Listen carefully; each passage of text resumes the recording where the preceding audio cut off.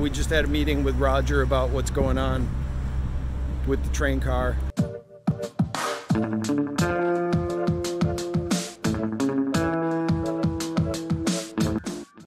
Basically, there's the building that's going up right next to it is they have to plug in their tools somewhere, and I was like, well, can we plug in like an extension cord to that?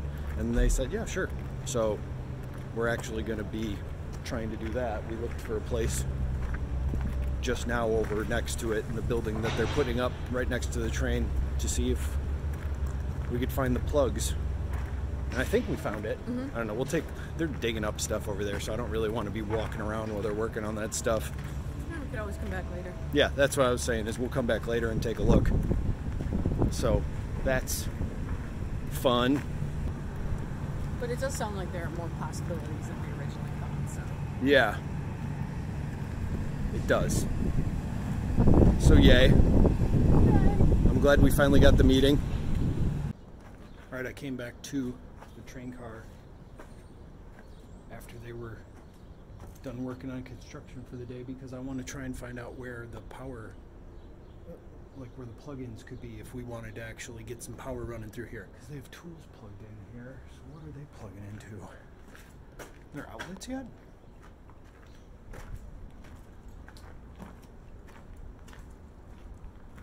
Oh, this might be it.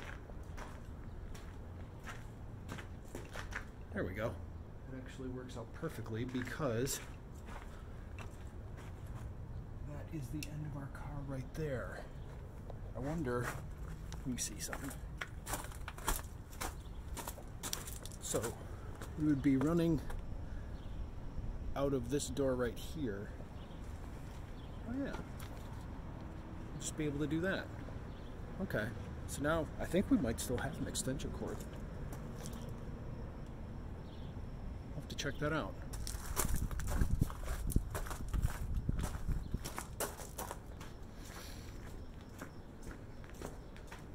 So much lumber in here. Climbed up here. It's funny, the cobwebs are starting to dry up or get dusty, but then new ones show up. Oof. Something stuck in the door. Alright, so I think last time we were here we might have actually grabbed the extension cord. Damn it. I just can't wait till there's power so we can get some air in this place. Nope. Yeah, we grabbed the extension cord, but this is where we would be able to run it out of. This is that area that I was just standing in. So I did find the power grid, but it actually has moved. It used to be much farther away, and now it's inside that building. I hope that it stays there. Although I guess if they're working more in there, they're going to eventually start putting actual power in it. So there's that as well. But now I would like to be able to come out here at night. I just wish it had internet too. I wish it had everything. Damn it.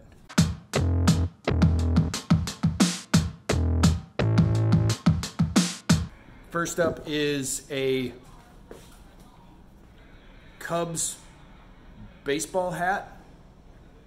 Not entirely, I know they're just a novelty thing. I remember that they used to give these away, like they'd have special days where you would, oh, it's set to my size.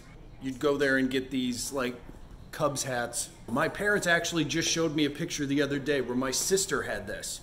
She was wearing this particular hat. This isn't the one, but I was like, I swear I had one of these. And then my mom was going through a bunch of old photos and stuff, and when my sister was like, I don't know, like 7, she was wearing one of these, and I was wearing like one of those old Mott's paint caps, because that was the fashion at the time, I think. I don't know.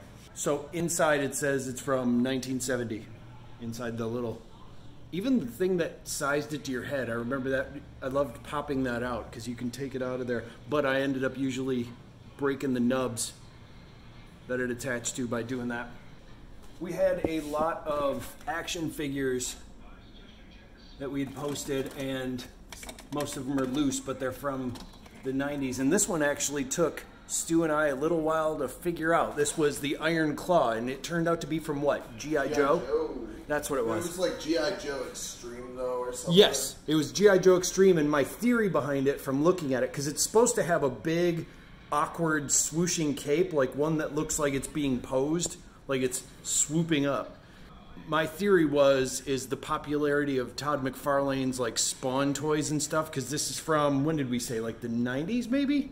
But I know it was around the period that those were popular. So this guy's even in a weird pose, and he had a cape that's supposed to come with it, and he's got a skull face and chains. It just, I originally thought this was a Spawn doll at first, but then realized, Spawn action figure, but then realized it was, after looking it up, that it was a G.I. Joe thing, and that's my theory, is that it's them just trying to copy those type of action figures. And another thing, I just wanted to share this because I know I got this. I know it was questioned why I got this, but I was eventually proven right. And I have this vintage package unopened of fondue cocktail napkins. They were only 49 cents back when they were made. And it's a whole thick thing of them. I want to say I looked them up and they maybe turned out to be from the 60s. Because I saw I looked up this particular image online. But those just sold today on an auction, or best offer sold. And I just think they're fancy schmancy little designer 60s-ish. 60s-ish? From the 60s. Stop trying to say complex words, Tom. So that went out as well. And it's one of those things where... Stu, what did you tell your professor when you started interning here that you learned from this place? People buy weird shit. It's exactly what, that's exactly what I knew you were going to say. We've had like pens that don't work that have sold. Well, when I say people buy weird shit, that means you as well. I suppose I am the one that picked them up. And in my theory, and I just said, I am justified eventually. Yeah. There's something about it that it's just like, well, that's kind of neat. And... oh, and it just started raining.